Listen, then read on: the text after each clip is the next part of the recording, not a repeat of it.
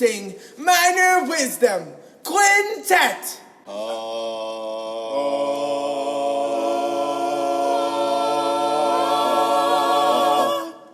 1, 2, a skidadidadoo. Minor Wisdom. So I don't have a lot to talk about this week. I've got Kelly Russell on this week, and he's one of those people, again, that I've wanted to get on for a long while, but now that I have this sort of week-to-week thing where I have the invitee, the interviewee, to select they have the pressure of selecting my next guest. And so Dr. Scott Allen told me, you've got to have Kelly Russell on. And I thought, yes, you're correct. It's normal that they're correct. That's 9 out of 10 times so far.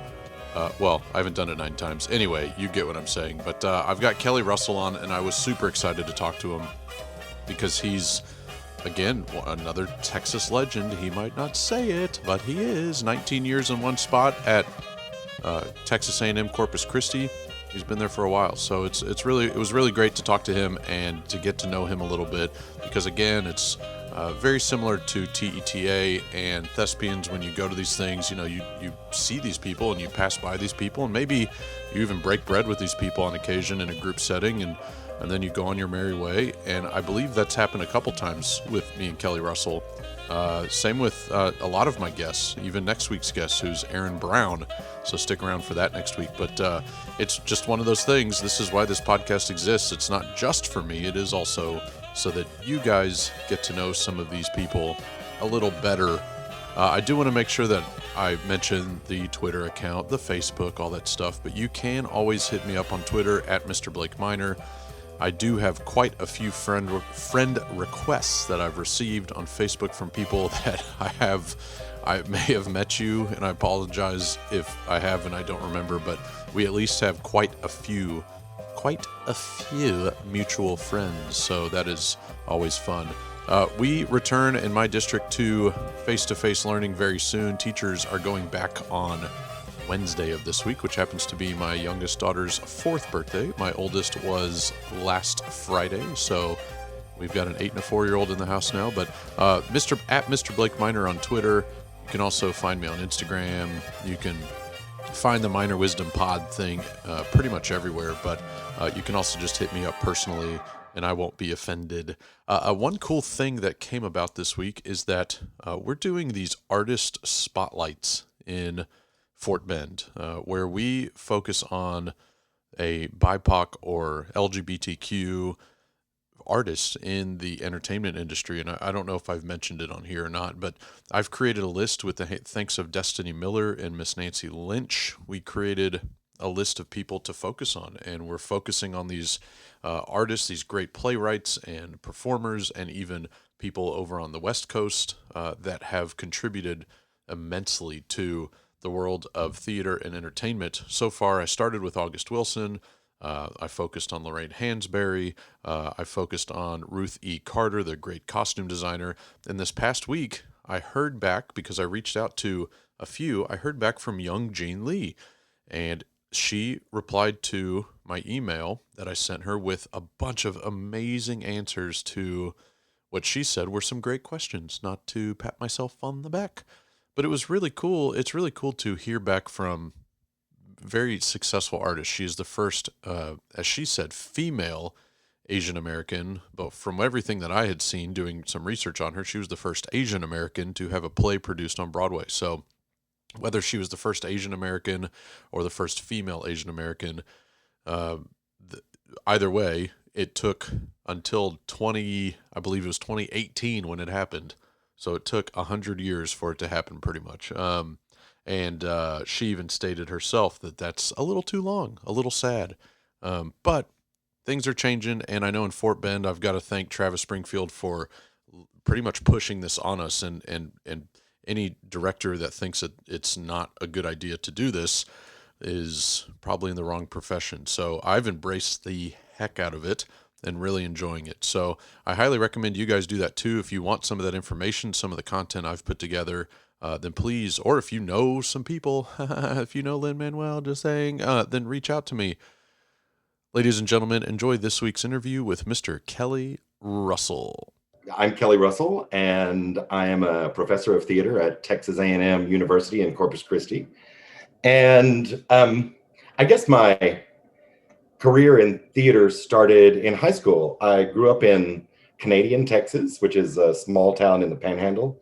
And it was kind of a wonderful, magical place with lots of amazing people and some great opportunities.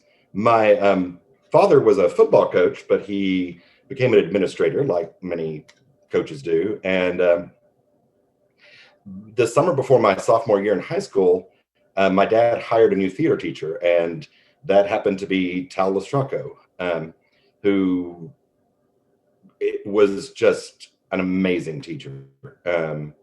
Tal was passionate and brilliantly talented, and one of the great things that Tal did for us is that he told stories about one-act play contests and people that he really admired, and brilliant shows that he had seen. And I learned so much from Tal because he was a brilliant teacher and director, but also because of the stories he told. So I'm a huge fan of the UIL one-act play contest and the history of it because of him. And so my experience in high school was pretty extraordinary because I had Tal as a teacher, and then my family moved right before my senior year. So I had a new teacher my senior year in Sonora, Texas, and that was Terry Mars. And I think I was the luckiest high school theater student in Texas because I moved from one great teacher and director to another one. And Terry was experienced. He had great success at a 5A school and then moved to Sonora, a smaller town, to raise his family. And he was equally brilliant and polar opposite of how Tal was. Tal was all passion and fire and instinct. And Terry Mars was calm, cool, collected, organized, and just easy. And so I was fortunate to learn so much from two great teachers when I was in high school. And also during high school, I was lucky to get to attend the state meets to watch other people's shows. As a sophomore, I went to state in prose. So I got to see Equus done by San Antonio Lee High School, and it was directed by Joe Ed Manry. And I just had no idea that theater could be that good as a high school student. It was just a mind-blowing performance. And I also got to see a funny thing happened on the way to the Forum that Bishop High School did, directed by Joe Trevino. And to this day, it's one of the funniest things I've ever seen. So I was really inspired in high school. And then I went to college at Southwest Texas State University, which is, of course, now Texas State. And again, I feel like it was a magical time to be at that institution in that department. We had amazing professors, and I was also fortunate to go to school with brilliant other students. I went to school with Paula Rodriguez and Scott Allen and Travis Springfield and Ronnie Watson and Mike Doggett, and tons of other people. And so we learned from each other and from our wonderful instructors like Dennis Maganza and Richard Sodders and Jay Jennings. And I really loved my time in undergrad. After that, I got a job teaching in the Panhandle. So I moved back to my roots and taught in Dumas for a couple of years. And then I moved from Dumas to San Angelo and taught at San Angelo Central High School, where I was incredibly fortunate to work with David Stevens. And we would go on to work together at South Lake Carroll as well. And I just think I wouldn't be the person and the teacher that I am today if it weren't for getting to work with David and other really, really great people. I actually was hired in San Angelo at Central to be the speech coach. So bizarrely, I was not certified in speech, but they didn't seem to know that.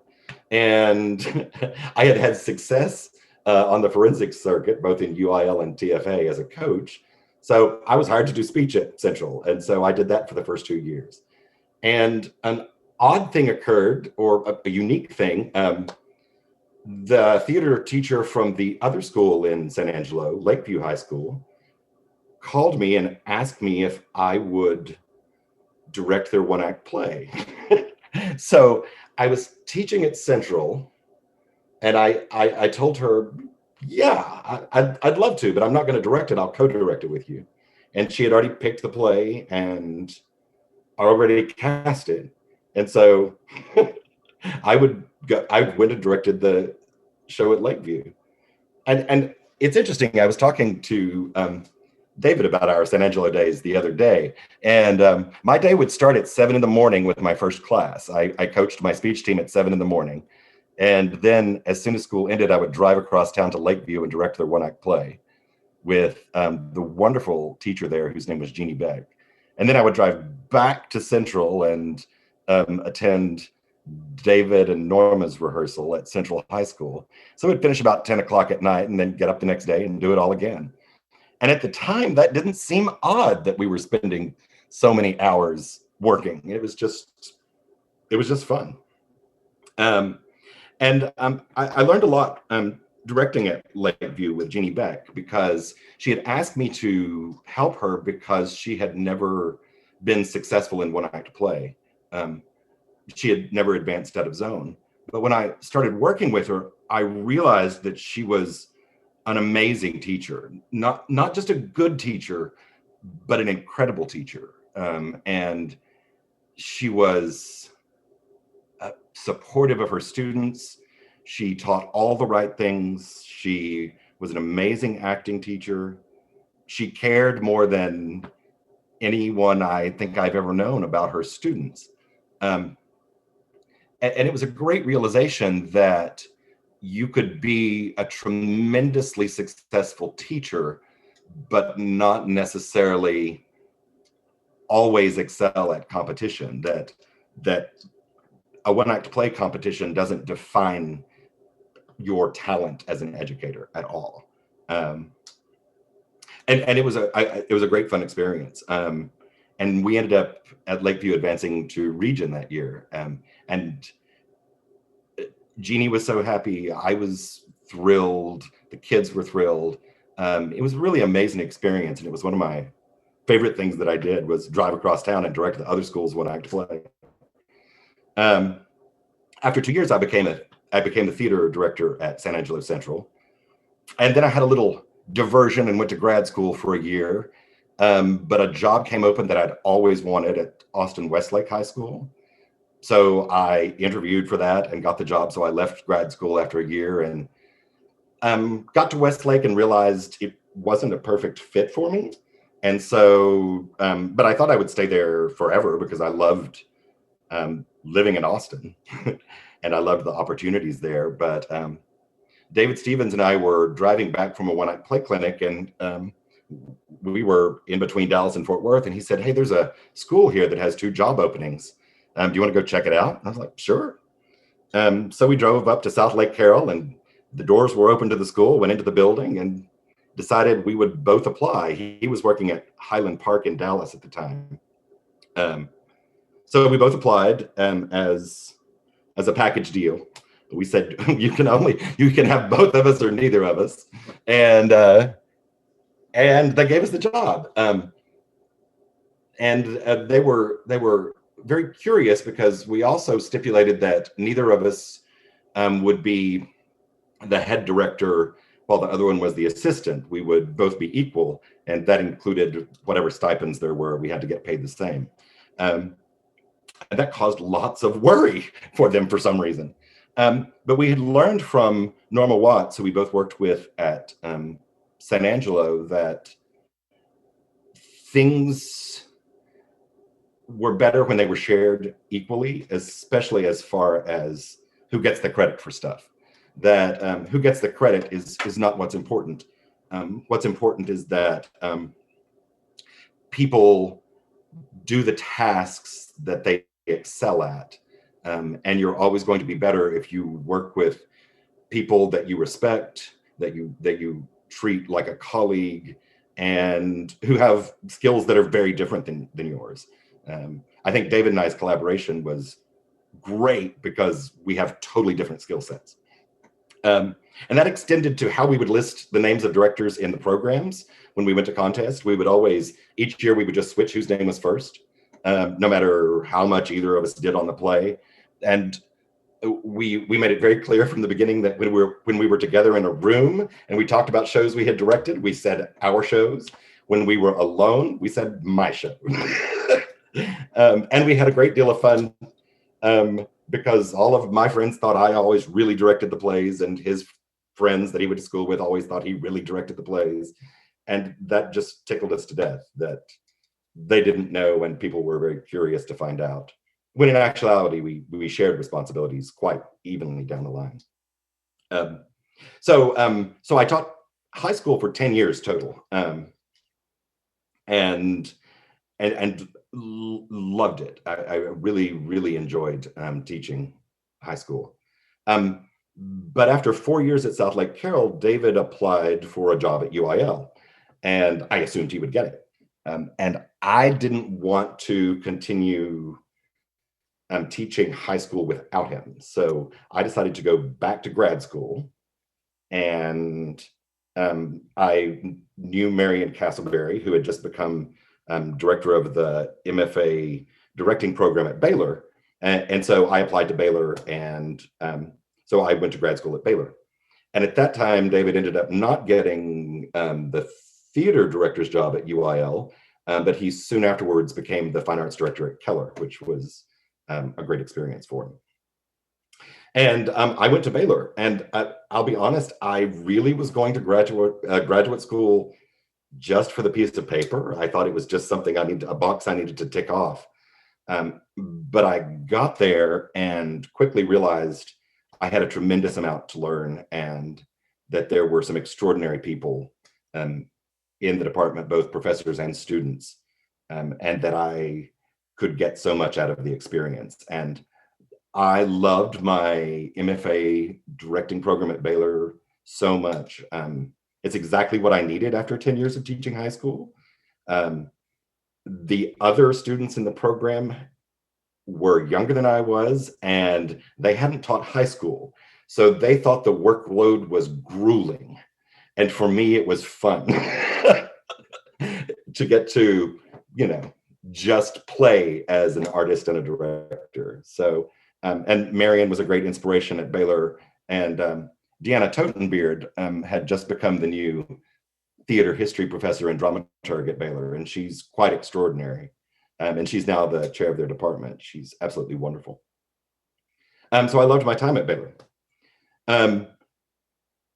2 years into grad school, Deanna Totenbeard, that I just mentioned, taped a job description that had popped up on ArtSearch to my desk so that I saw it when I got there in the morning. And there was a little note on the job description that said, "I found your job."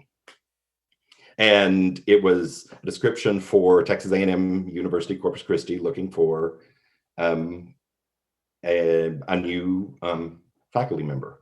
And the job description, literally, if you had said, describe Kelly in a few sentences, it literally listed everything about me. They wanted someone who had UIL experience. They wanted someone involved with TETA. And that year I was the programming director for TETA. They wanted someone with experience directing theater for youth, which I had done a lot of both in college and as a high school teacher. So like literally everything on the job description was me. So I went to my professors at Baylor and was like, I would love to apply for this job, but I still have one more year to complete. And they were like, well, we've already decided that you're going to direct your thesis show a year early because we have an open slot.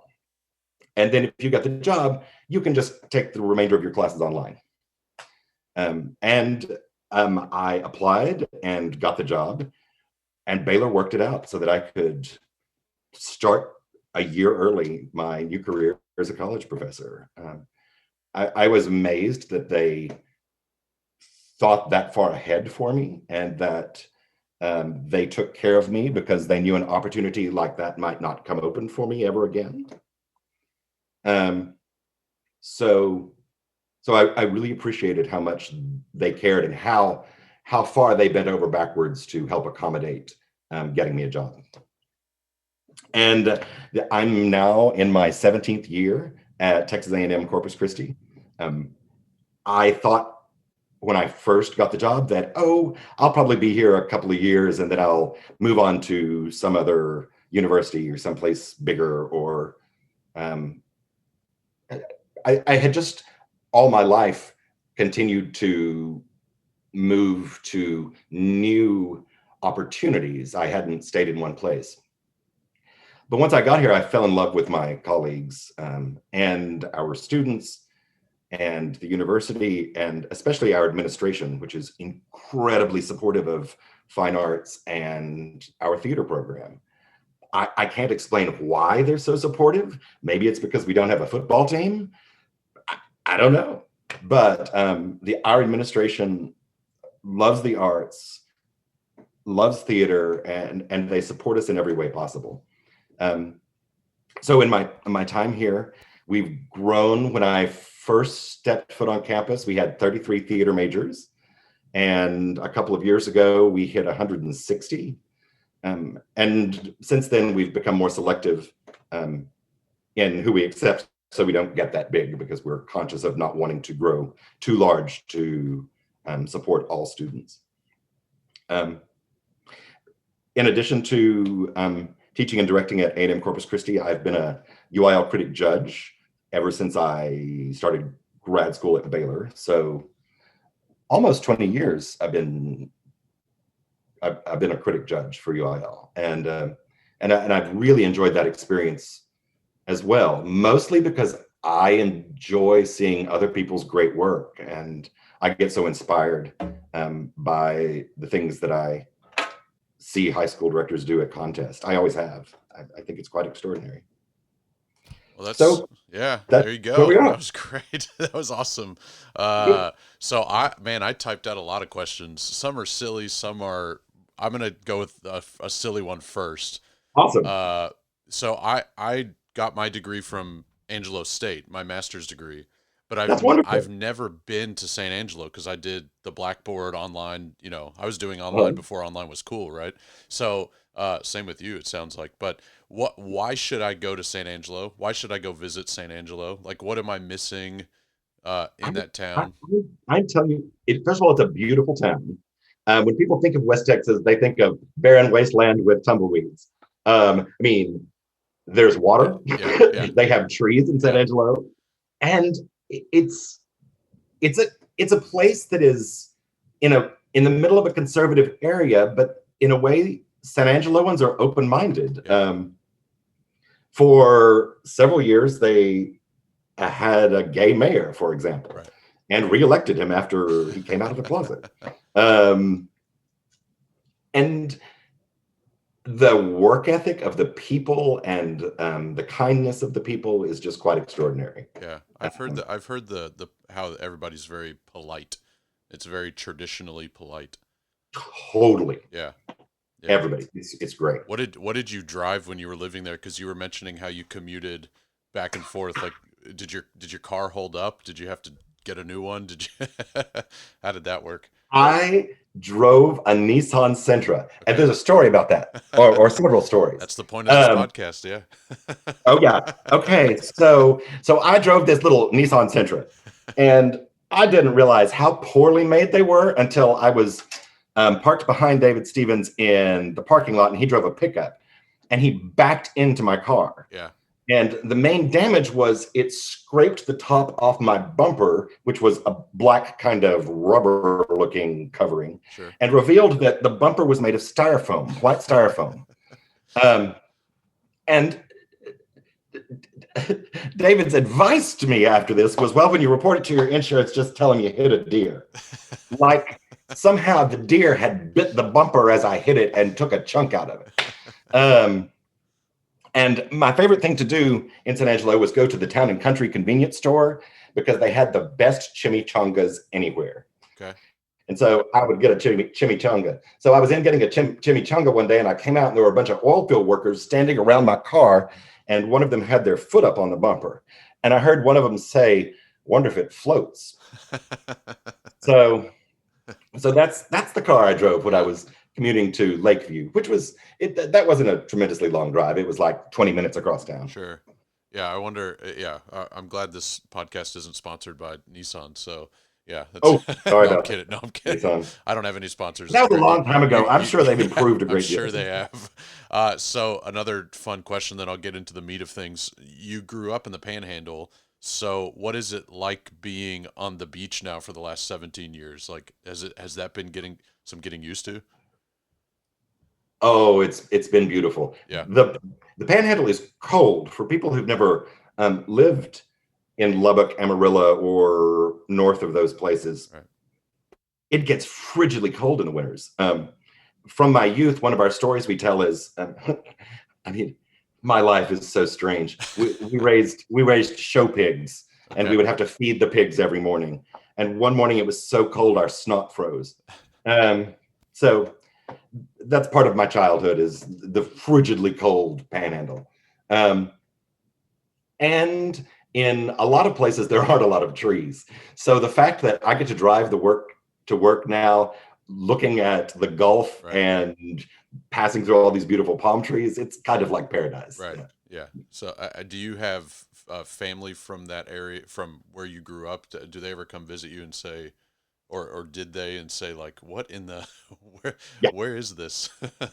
Oh yeah.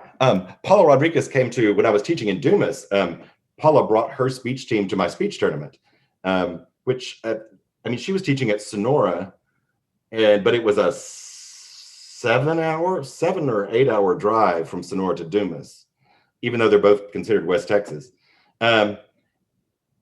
And the morning of the tournament, after they had stayed in the hotel in Dumas, they got up and there'd been an ice storm, and her school van doors were frozen shut. She couldn't get them open. So another school had to give them a ride to the tournament. So she said she'd never go north of Lubbock again. She has, but it's quite a shock for people who had never been up there. Yeah, it's like a tiny Alaska or something, for some people. It is, yeah. So you've been a state judge now a handful of times, right? Yes, I think I was counting. 7 at this point. Okay. What do you like? How, for those people, because a lot of people have not been state judges. More people have not been a state judge than have, right? Sure. How do you equate the feeling of the show you chose as the winning show? And this is more of a panel question than, obviously, if you're the individual judge, you know what show won. But how do you equate that feeling, just knowing, like, this show that you chose that you thought was the best actually went on to be the best show in the state that particular year? Like, what does that feel like? The how much pride do you have when you make that selection, and the other two judges might agree, or it might think it's a 2 or something to that effect, and it ends up winning? It's actually, first of all, I love panels. I judged state a few times as a single judge, and then, of course, on panels. And I am such a huge fan of the 3-judge panel and all contests, because it takes the pressure off of one individual judge. If the other two think a show is first, then it's first. And that is a tremendous relief to me, that I don't have to bear the responsibility on my own. And it's interesting that judging on panels, most of the times that I've judged the show that won got straight ones. Like, there were 3 ones from the judges. Right. And that is a great feeling, because all of us thought that is obviously the winner. And I love that. But it's also telling when the judges don't agree on who the state champion is, because it means everyone or many of them are worthy of winning state. Right. And I believe that there's a great selection process for state judges, and all of them have an enormous amount of experience and talent when it comes to adjudicating. And so if we disagree, that's great. There were many shows worthy of winning. Right. I also came from a place, since I competed, I learned very early to not expect to win. Right. My first year of One Act Play, I got to Region, and we performed at Region, and the audience was applauding in the middle of the play. I mean, I was like, holy cow, we're going to state. And then at the awards, they announced 2 other people winning. And as a first-year teacher, I was devastated. Yeah. Because it had never occurred to me that we might not advance. Now, a few weeks later, those 2 shows that advanced instead of me got first and second at state. So the judge made the right call. Yeah, that's always something that I like when adjudicators talk about. You know, we're here to choose the state eligible show, even if it's a zone. You know, that's their goal. It's totally true. And I learned from that experience that I needed to prepare myself and my students for the possibility that we wouldn't advance. Right. And so for the next 9 years of teaching high school, my goal every contest was to prepare us for the possibility that we might win and for the possibility that we might not advance. Right. And when we were fortunate enough to advance to state, I knew how good everyone else was. Right. So every time we were announced as placing, I was totally surprised and thrilled. Right. And I placed second several times, and I was overjoyed with second place. I was elated. And it disappoints me when I see directors at an awards assembly get announced as third or second place, and they and their company seems disappointed. Yeah. I can't understand that. Yeah. Because it's the benefit of advancing to any level is that you get to work longer on your show and more people get to see your work. Right. And so the award is people seeing your work, and many of them are going to love it. Right. Right. So, I like that. So keeping on the competition side of things, you mentioned you were speech and debate for a while. yes. Do you recommend that if a student is continuing on with theater in their life beyond high school, that they too try to get at least a year or 2 of experience in high school of speech and debate to kind of refine some skills, or their skills that they're probably missing in theater that they could achieve with speech and debate competitions? I'm like Craig Hurdle, who I listened to in one of your last podcasts. I believe it's good for students to get a wide variety of experiences.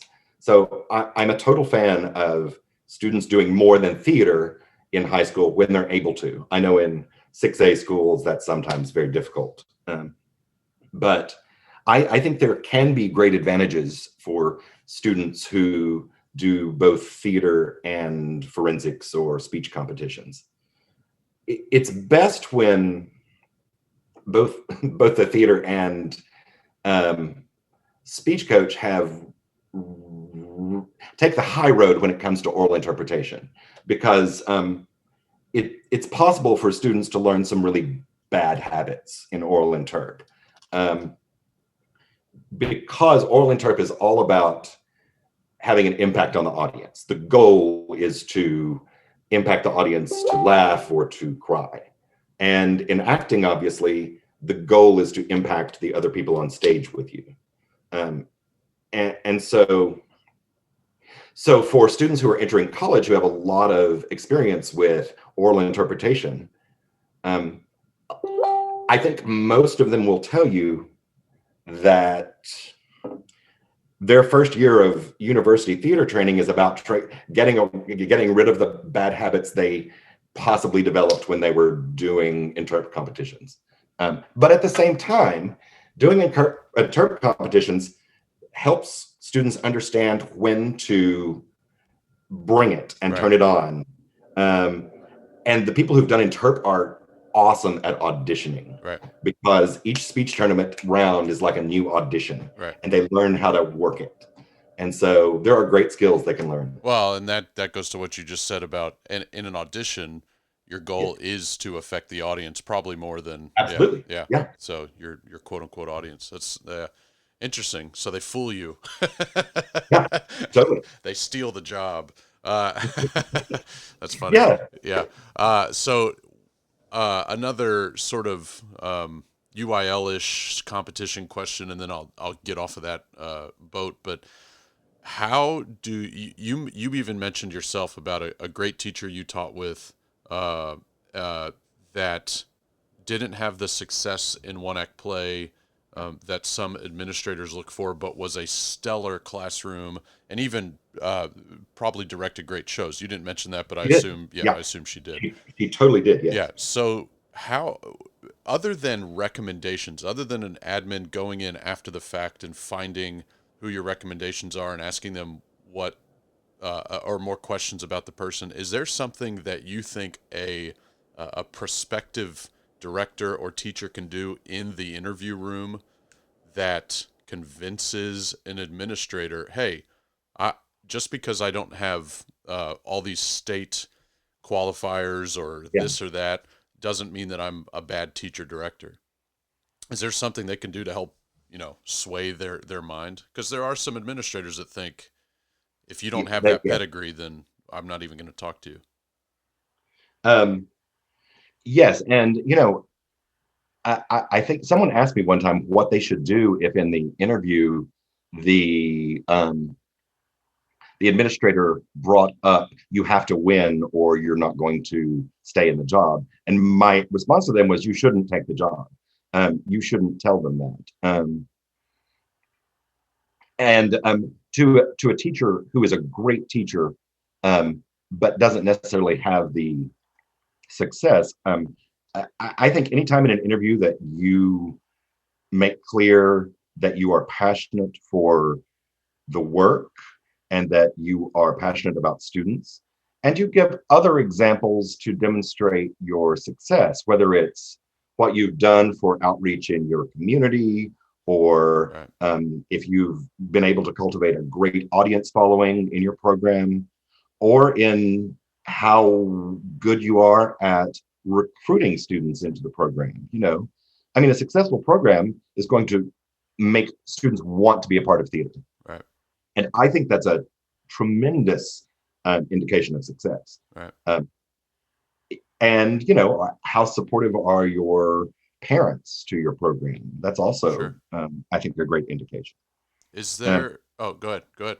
No, that's good. I was going to ask you, because this is kind of a weird question, but you've worked in practically every region of the state. And I don't necessarily mean region 1, 2, 3, 4. I mean, just the Panhandle to West Texas, now, down south with Corpus, even, and Dallas people would not consider themselves Panhandle people, although Panhandle people might consider themselves North Texas. So, right.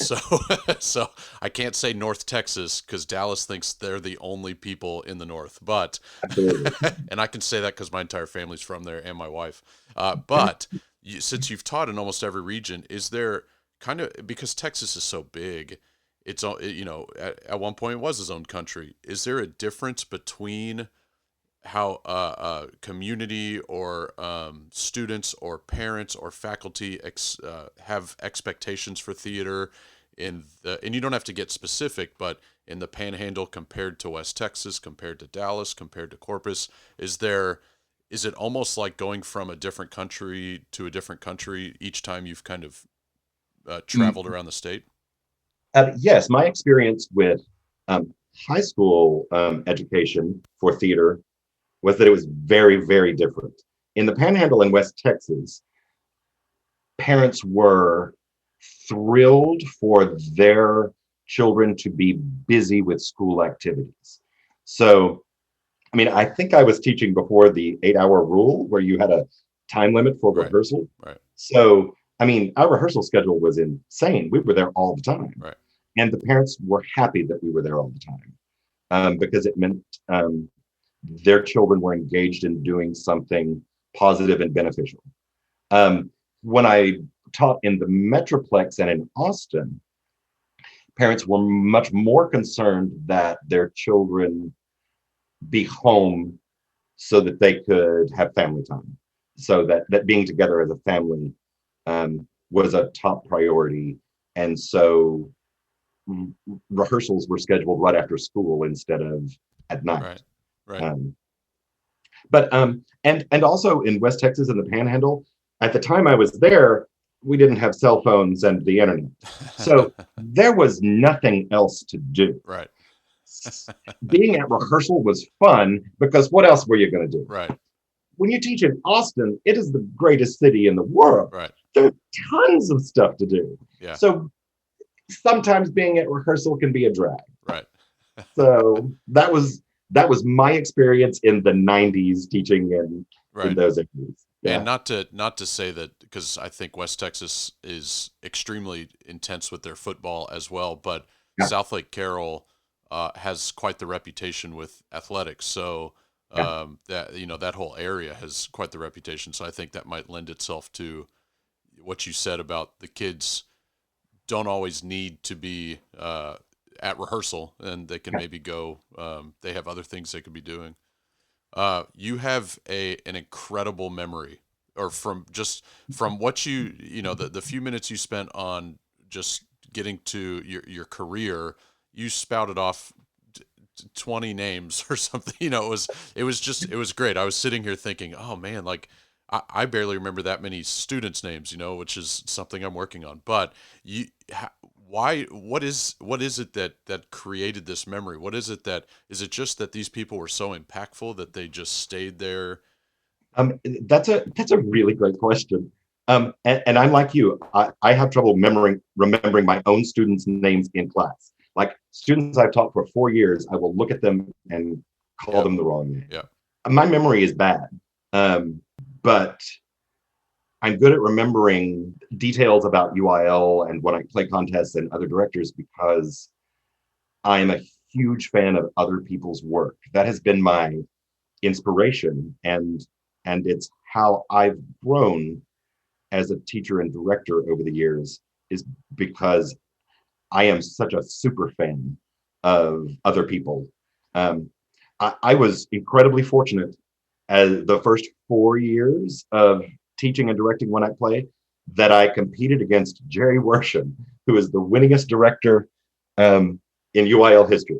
And it was a joy because you didn't have to worry about trying to beat him because no one could. His plays truly were extraordinary in a way that no one else could accomplish. They were magical. They had an epic scope to them, even though they were simple. That was just astonishing. And the acting was astonishing. The design. He was a one-man program, and he did things no one else could do. And so I looked at his plays and went, "Whew, I'll never be able to do that." But I can learn how to do my own thing, and hopefully I can do it that well. Right. And I was such a fan that when I ran into ex-students of his, I would ask them, I'm like, what did he do that made that so brilliant?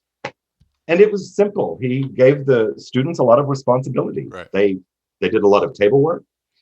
He would send them off to work on scenes. They would do it themselves, and they would show him what they did, and he would tweak it. Right. And the result, because of his enormous talent or instincts or innate intelligence and ability, the results would be astonishing. Right. It was great.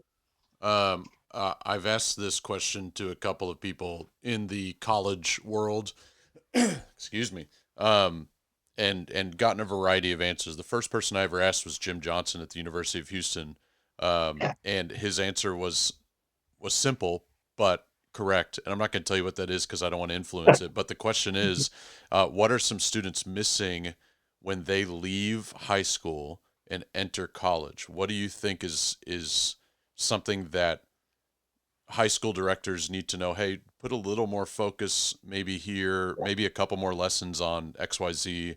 That way students, when they enter the university, the college, even community college setting, they're a little more prepared.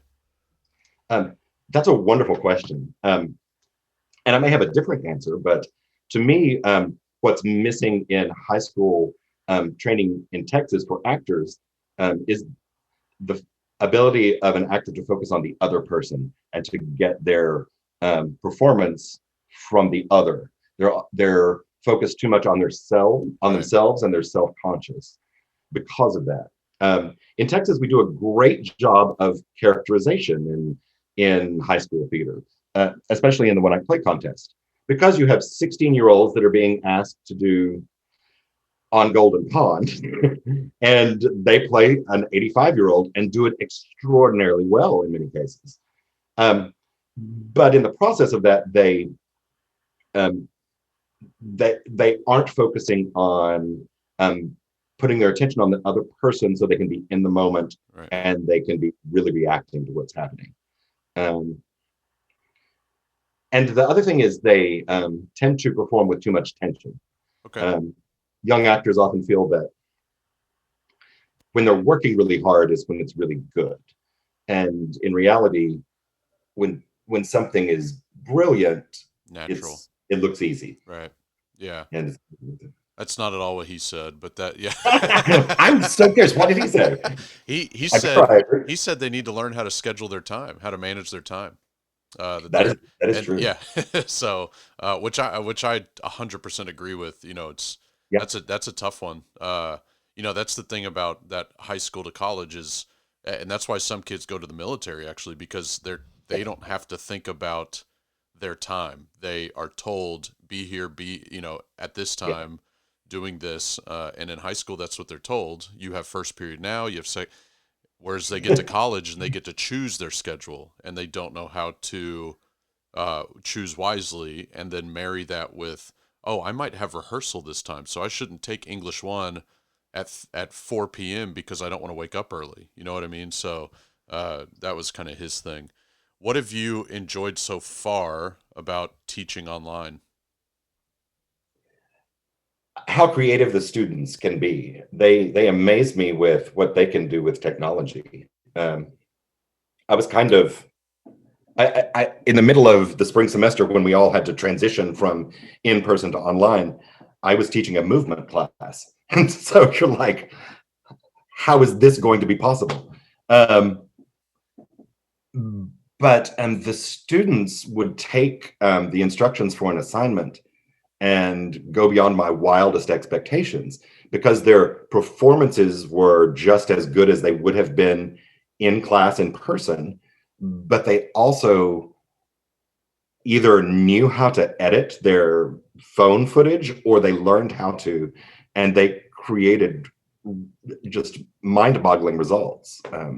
So I was amazed at how well the students were able to adapt. Right. And now that I give a lot of quizzes because I want to encourage the students to read, and I want to make sure they're reading their assigned material. Right. And I'd always done paper quizzes. Now that I've done them online and it grades it automatically, I'm never going back. Never going back. That's the same.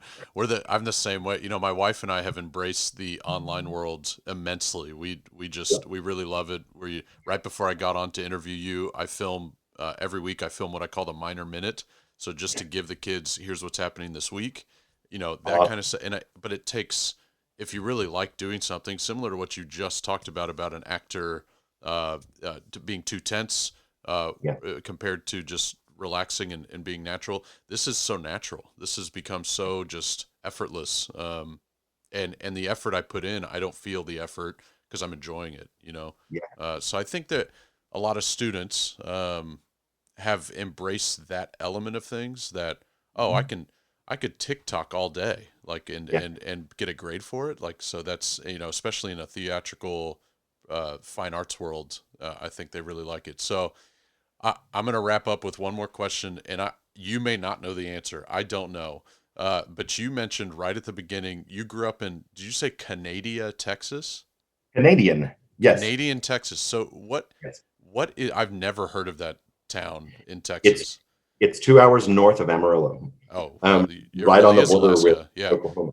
Okay. So it's where the Panhandle meets the Panhandle, pretty much, right? Or Absolutely. Yeah, okay. that's exactly Yeah. right. It's right by the Panhandle of Oklahoma. Yeah. So what do you know the history of the name, how the town got its name? Do you have any idea? The Canadian River runs through it. I mean, and Oh, the that was Canadian easy. River was a substantial river at some point until it was dammed. But other than that, I have absolutely no idea. It's an extraordinary place. They have a fall foliage tour because it's one of the few places in the Panhandle with lots of trees. Right. Because there is a river that goes through it. It's incredibly isolated. Growing up, I was 2 hours away from anywhere I could buy music, like cassette tapes, or buy books, like at a bookstore. And anyone in the town who went to the orthodontist, there was a carpool that parents did. So the 5 kids who went to the orthodontist would go once a month, all at the same time, to Pampa, a town an hour and away, because an orthodontist came there once a month. So it was really isolated. Wow. But it was fortunate that the largest natural gas well in the country is in Canadian. Okay. And there was also lots of oil. And the people of the town cared tremendously about the community and the school and education. And they funded it in a crazy way. Right. So they knew to get someone to teach in Canadian Texas, you were going to have to pay them a significant amount more than they would get teaching somewhere else. Sure. And they did. Wow. And so I grew up with extraordinary teachers in every discipline, because the community cared so much about education in that tiny town in the middle of nowhere. So that leads me to, I guess I lied to you. It's not, I didn't ask you the last question. Do you think that's a model that is repeated in other small towns, or should be repeated? The idea of, throwing money at education? It is in a lot of towns, specifically in West Texas, or it was traditionally in the 70s, 80s, and 90s. Sure. When there was a large tax base because of oil. Right. And some have maintained that in other ways, even when oil was not, the price of oil dropped. And there are other places like Seminole, right, and Andrews, and great places to grow up, because the whole life of the town revolves around the schools. Right. Their entertainment is going to the sports event or the play that's happening, right, and everybody in the town goes.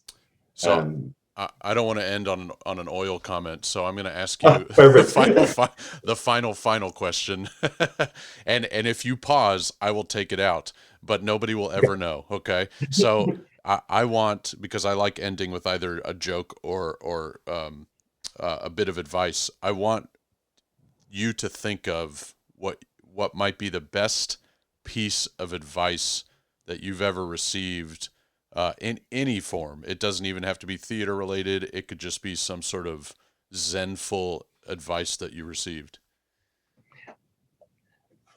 The best piece of advice I ever received was from Terry Mars, my high school theater teacher, my senior year.